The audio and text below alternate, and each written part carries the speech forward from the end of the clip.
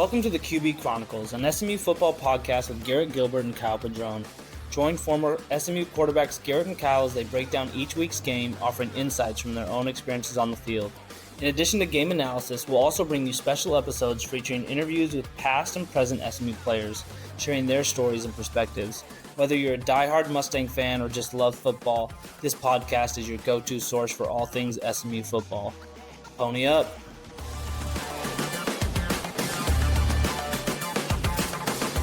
Welcome back to the QB Chronicles. I'm Kyle Padron, joined by Texas football and SMU football legend. He holds the 11th ranked passing record for single yards in a season in 2010 with 2,744 yards. My dear friend and co-host here, Garrett Gilbert. We're really getting deep into the archives for that one. I appreciate that, man. It's good to be here. Good to be finding here. All sorts of records that you have. Yeah. Well, I mean, 11th place records. Yeah. That's one of the best football programs in the country, man. That's something to be proud of. How we doing, man? Good. Feeling was a little anxious last night, like I suspect most SMU faithful were.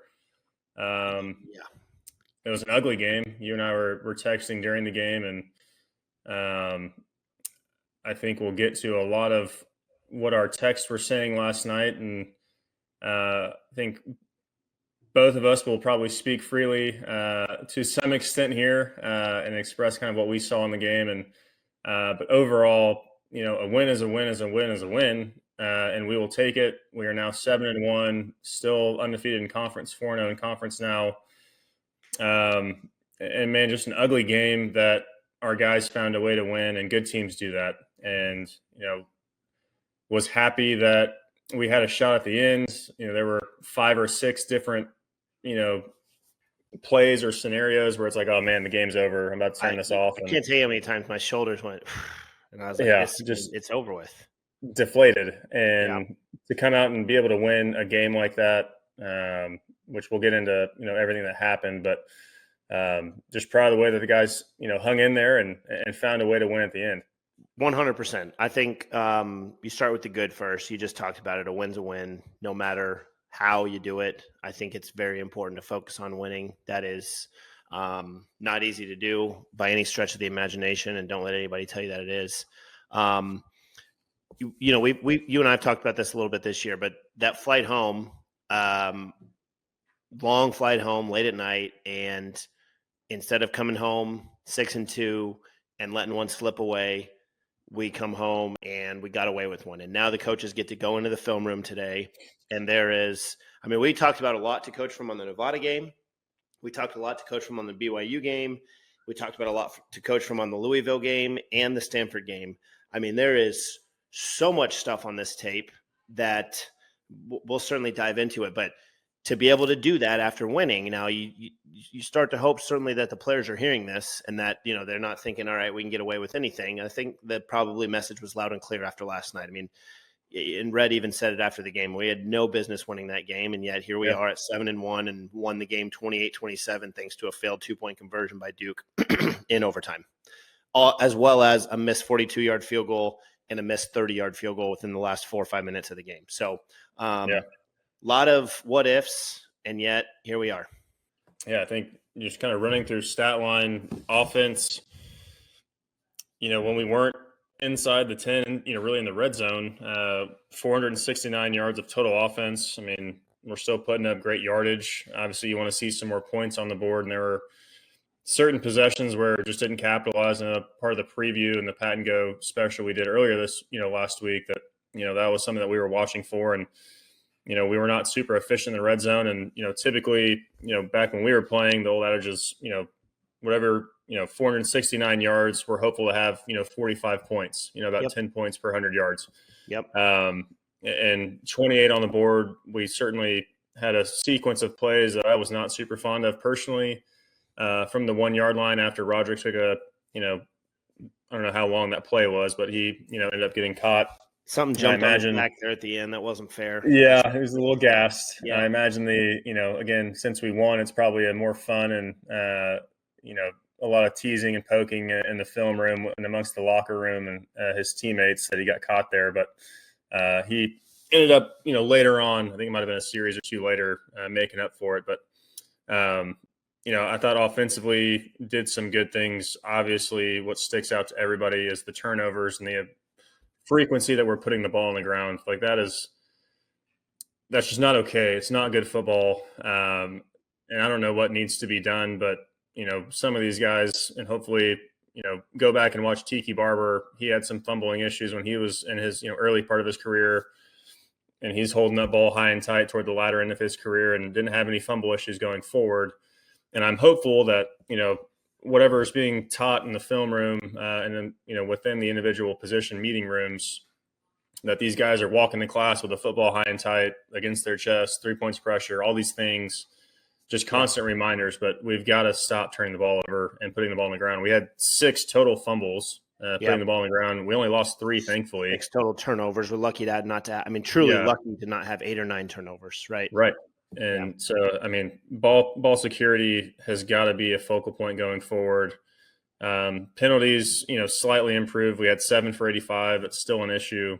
And then, I can't say enough about our defense and the way that they played. They're the reason we won the football game. Defense, and then Jafari Harvey, obviously, blocking the kick toward the end there. But defense played incredible. Look, they have all season long.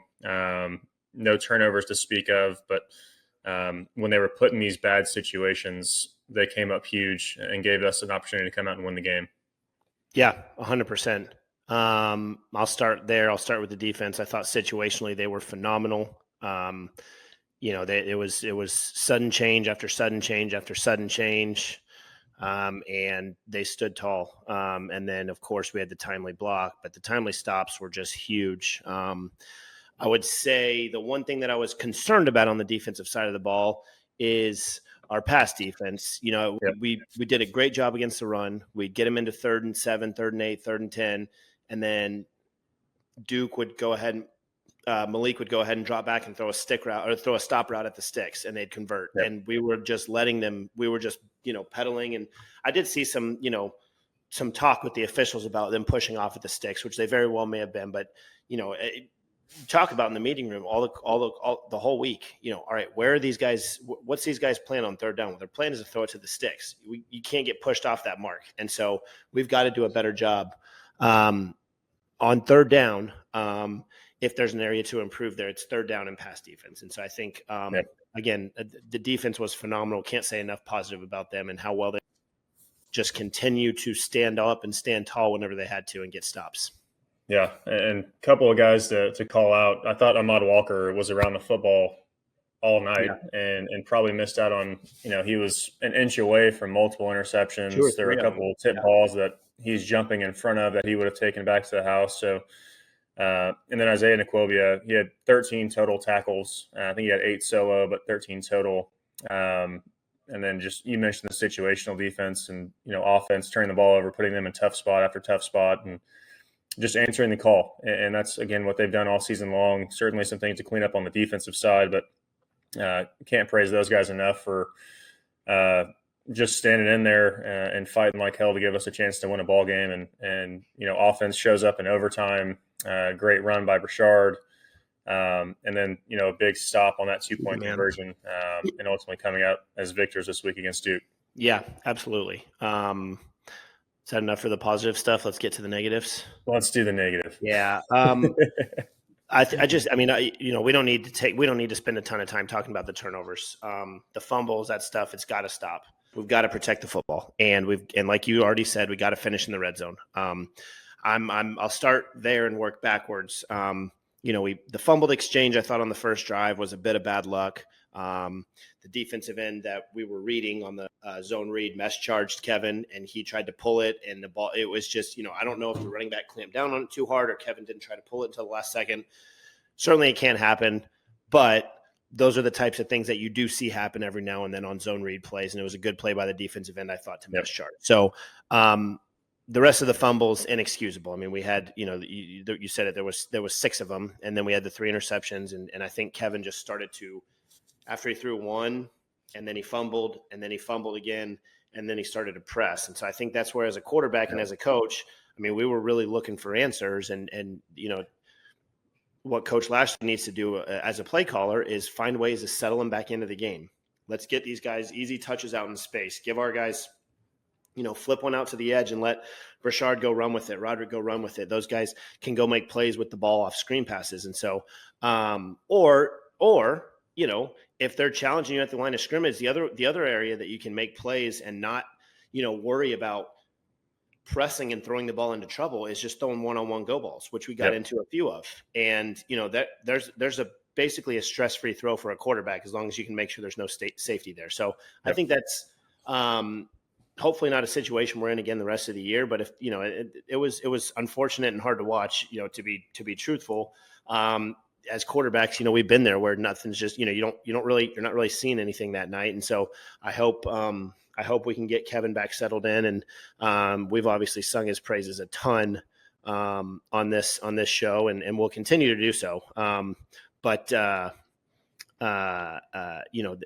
to find a way to get him back settled in. Got off on a little diatribe there because I was going to start at the goal line.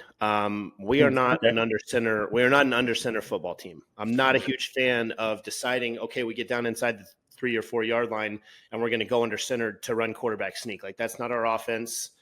We almost fumbled the snap on the first down quarterback sneak. Yep. Then we decided to give it to 11, and then we decided to run 2 QB sneaks in a row. I just don't think – I think Kevin is better out of the zone read, and just because we fumbled the first one, I don't think that was likely to happen again. I think – we ought to go to our bread and butter, and our bread and butter is not to play big boy power football and get into goal line sets, 2-back I formation. So I'm a proponent, and I feel like I say this every time, and sometimes it works. But I remember watching this a lot.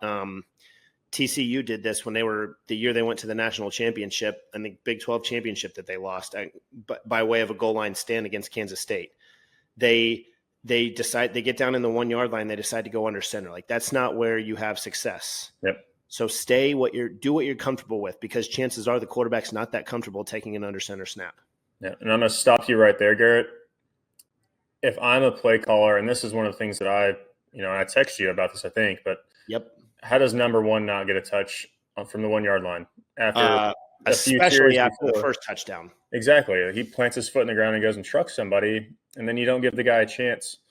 That was one of the more upsetting or underwhelming sequence of events and sequence of play calls throughout that game for me. But I try not to interrupt you, but that was something. You're good.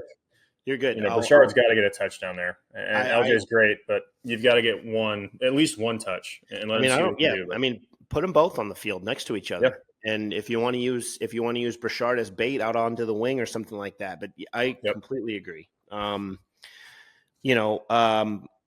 think we did say that the penalties were a little better, but and this isn't just SMU, but it's always teams that I'm biased towards, it feels like, and I'm a little bit harder on them. But I just don't understand the need to have to get the last word in. Like the unsportsmanlike penalties and and the unnecessary roughness penalties, because you got to be the toughest guy, and that ain't being the toughest guy. Like, once the whistle blows, walk away. Like, I get so tired of watching that. I'll say this, speaking on that 4th down goal line stop, I'm not a big analytics guy at all, but analytics tells you to go for that 100 times out of 100 on the 1 yard line, because even if you don't get it, now the other team has to go 99 yards, and the chances of them even getting a first down are very low. Well, we decide we got to push somebody after the play, and now that advantage is gone. Yep. And that's it's like you can't do that stuff and continue to win football games. And we totally got away with one last night, as we've discussed ad nauseum now. But we've got to, the discipline has got to be better. There was an interaction. I know we talked a little bit, like, Brashard was suspended the first half of the last game, right? And then there was an interaction right before halftime that I thought was interesting. He was kind of out on the field talking to somebody, and Rep put his arm around him, which I thought was great, and was, kind of giving him an earful. But it doesn't need to come to that. Yeah. We're in a dogfight on the road. let's go beat them on the field. And I don't know why I think this, I'm probably being a little tough on, this is my old, old school, I'm a curmudgeon now. Yeah. It's my favorite word. That word again. And it's been a couple weeks. I had to throw it in there. But whatever happened to just beating somebody in between the whistles and then going back to the huddle and doing it again. And I don't understand the need to, you have to have something to say after every play. And so, again, I'm sure I'm being tough on them because I'm guessing Duke was talking too, and it sure looked like they were, but let's just go win the game in between the whistles. Yeah. Part of that's just youth, man. And I think, I was never a huge talker. I'm a sarcastic person. That's kind of how I played too, is, I'd have some little witty comment and slap somebody on the tail and keep on moving, never got in somebody's face. Also would have gotten pushed around. So avoided those issues too. But I think part of that's just youth. And they'll learn, the more, I'm sure him and Red are going to have further conversations. And I suspect that these are all coaching points that they went over today, being a Sunday, or we'll go over tomorrow on Monday. And, I suspect that there's probably a short fuse for continued undiscipline and these types of penalties. False starts happen. There's certain types of penalties that you control, and others are, maybe just a lack of focus for a small moment. But discipline type stuff where you're pushing after play and, you're the second guy to get caught, that's just inexcusable. And I suspect that those will be addressed, and hopefully we see some change going forward. Yeah. And again, listen, I don't know. It's certainly between a rock and a hard place. I don't want to watch our best player. I mean, I think I don't want to see our best player not on the field. Yeah. That's certainly not what I'm after. And I think that punishes the rest of the team unfairly. But those guys have to take it on themselves. I mean, they're young, but they have to understand that whenever they do stuff like that, they're hurting the team and they're hurting their teammates. And there's more to it than just, being the toughest guy in a spitting match. So, I think, that's probably enough for my, diatribe there, but, again, it's much more fun to be able to do this stuff. And I'm guessing that meeting room, had some echoes in it today. I'm guessing Rhett, and I think it was probably earned. I'm guessing that team meeting room in the film session today there was some loud words, and I think maybe there should have been. I mean, we won the game, and we certainly, but boy, you only got so many lives. Yep. No, I'm willing to go as far as that flight home was probably a little bit different than what the flight home from Stanford was. Yep. And flight home from Louisville, Nevada, those are probably looked a little bit different, probably closer reflected to maybe what Nevada was. 100%. But yeah, I think, hopefully these errors and mistakes, the undiscipline gets addressed. I'm sure it has been, and we see some change going forward. We're going to have to pretty quickly. Yeah. Specifically as it relates to turnovers and penalties, those have got to be cleaned up before 6 days from now, when Pitt comes to town, undefeated number 18 team in the country. Welcome them to Dallas. But who's your player of the game or players? If necessary? I think I've got. I think it's just going to be. I'm going to be boring, and it's going to be Brashard. I think probably you could go with. I have two. I think Brashard is the player of the game. On the offensive side of the ball, and then I think on the offensive side of the ball, and then I think Jafari Harvey has to be the player of the game on the defensive side of the ball, regardless of contributions elsewhere, because of that play, because that is not just a game-saving play, but that is a season-saving play by him. Yep. And so I think 100%. He is, he threw in 2 tackles, but really, it doesn't really matter outside of that. That was a season-saving play by him to leap over the guard there and make that play. And with the way our offense was struggling, to be honest with you, I was hoping, even though they tell you once he goes past the line of scrimmage not to pick it up, I was hoping we'd pick it up and try and run it back and win the game right there. Yeah, I was screaming at my TV too. Also, I'm going to add a player of the game, Duke's kicker, Palermo, whatever his name was. Shout out to you. I might send you a handwritten thank you note on behalf of everybody at SMU, but we appreciate your efforts, my friend. We didn't get game day, but we're still alive. Yeah, I mean, look, the game day is going to see a top 5 matchup, number 3 and 4. While it is disappointing, my only issue with that is Kirk and Chris don't get to call that game. It's Fox Big News. It's Fox Big Noon Sunday, 11 a.m. kickoff. So I thought maybe I was hoping against hope, but I thought there was, a chance that they'd say, all right, Ingram and whoever and Urban and that crew is going to be at that game. Let's go somewhere else. And I know they went to a Ohio State Oregon game a few weeks ago, but that was a night game. So I thought it was, I don't know. Anyway. Oh, well, it is what it is. We'll handle Pitt at home next week anyway. And ACC Network, on the game day, I feel like there was still a chance, I don't know what percentage it was. I feel like they were probably always going to go to, assuming both Penn State and Ohio State won this weekend, which they did, that was always going to be their matchup that week. But I think we have some responsibility to hey, let's look in the mirror. We didn't put out a college game day worthy product on the field last Saturday. We won. I get that. We won. We're 7-1. We, ultimately did the job. But if we go beat the brakes off of Duke and, Pitt, they beat the dog out of Syracuse on Thursday, then that's a more attractive matchup. It's more marketable, in my opinion.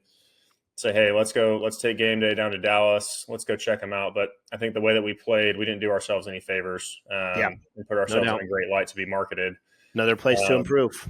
Yeah, and I also think it's hey, we've got to earn this right to have college game day. Let's get up to a level where we're, Ohio State, Oregon, Texas, where we're being considered week to week, not just once a year, where we're in the running almost weekly, depending on who we're playing. But that's something that, we're laying the foundation at this, during this season for future seasons to come. And we'll get back to that point. We'll be relevant. We already are relevant, but we'll get back to a more national scale conversation. Yeah, absolutely. The more we keep winning, and, we've got to take care. I think the line was 11.5. You and I both had pretty aggressive predictions, and, to sneak away with the win. Again, I just don't think we did ourselves a favor to earn that national spotlight. So agreed. I get it. We're all upset, but a great opportunity. ACC Network next Saturday at 7 p.m. We take on Pitt, top 20 matchup. 2 undefeated ACC teams in conference. You've got your hand up. Yeah, because I need a Padron shot of the game. You're right. Padron shot of the game. We mentioned that Roderick got caught on the 1 yard line. The ref tried to give us a touchdown. Subsequent series, maybe 2 series later, Roderick runs a phenomenal slant and go, a slow go route, and takes it 81 yards, and he turned on the gas. There was no monkey on his back on that possession, but well-executed route, great play call. Been running slants all game, and to have Rhett dial that up, perfect time. I think it was a safety that was covering Roderick on the play, but the guy went for it pretty aggressively. Kevin delivers a dime, and then Roderick did the rest. Did not get caught, thankfully. Absolutely. No other goal line stand to worry about on that series. But great play call, great execution, both quarterback and receiver. And Roderick takes, I think he had 2 catches for 153 and a touchdown. So it's a solid average, I guess. Yeah, not too bad. Yeah. But great play call, well executed. Padron shot of the games, KJ to Roderick Daniels, 81 yards. Love it. Yep. Real fast before we sign off, quick trip around college football. We had mostly around the top 25. Ohio State escaped at home against Nebraska, very much escaped in a very tight ball game. Notre Dame beat the brakes off of Navy and unfortunately put the fairy tale Army Navy game probably to bed. Indiana stayed undefeated. Oregon dominated Illinois. Yeah. BYU stayed undefeated. Keep it going. Keep it rolling. Alabama bounced back with a big win. Texas barely hung on against Vanderbilt, and Texas A&M. Texas A&M, yeah, that's right. And Texas A&M had a big come from behind victory against LSU. Marcel Reed looks filthy. Yep, they were. That change brought some life to them. They looked stagnant in the first half, and then they brought him in and looked great. real quick, looking ahead to next week, we'll get into a preview of a Pat and Go episode. SMU opens as a 7.5-point favorite against Pitt at home. This is another one. I mean, it's a big game. To all our SMU faithful, get out and come out and hang out, and let's have a blast on the boulevard, and then get in there and support our team on the hilltop. Yep. Yeah, our game is a great game. We mentioned the game day potential. They're going to Happy Valley to see Ohio State, Penn State. Just around the ACC, Miami takes on Duke next week. Good matchup there for Manny Diaz and his crew taking on his old team. And then Louisville goes to number 11 Clemson. So a couple of good games to watch for, specifically as it relates to, conference championship implications. I think Miami dominated Florida State this past weekend, but they might have a little bit better test with Duke. And then certainly Louisville Clemson will be a good one to watch. Yeah, absolutely. Most importantly, Ponies were 1-0 this week. Dang right. Let's keep going 1-0. Amen. All right, brother. That was fun. We'll be back later this week. Everybody else, wear your red and blue loudly, especially if you see people wearing purple.